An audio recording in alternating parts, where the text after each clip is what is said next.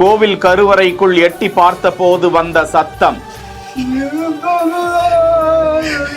1000 ஆண்டு பழமையான கோவிலுக்குள் வரவேற்ற பூசாரி. 6 நாட்கள் தவமிருந்து நடந்து வந்து ஆலவாய் சுந்தரேஸ்வரரை பார்க்க உள்ளே சென்றதும் நெகிழ்ச்சி. நீங்க போடுங்க. ஓகே வாங்க.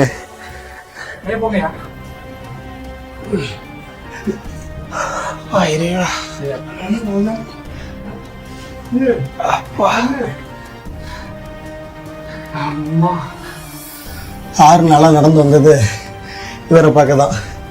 அயலவாடி சுந்தரேஸ்வரர், திருவண்ணாமலை மாவட்டம், வந்தவாசி கிராமம், அயலவாடி.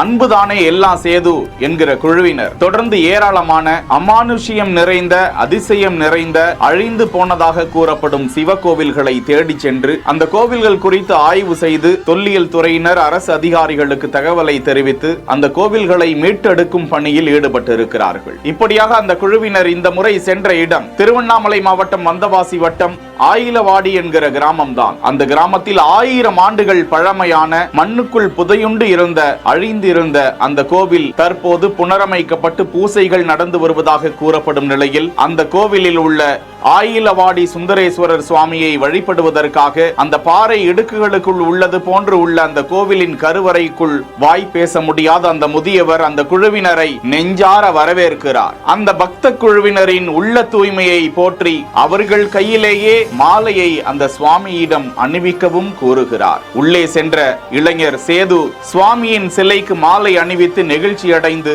பேசக்கூடிய காட்சி பக்தி பரவசத்தை ஏற்படுத்துகிறது அல்லவா? இந்த கோவில் குறித்த தகவல்கள் தெரிந்தால் கருத்துக்களில் கதையுங்கள்.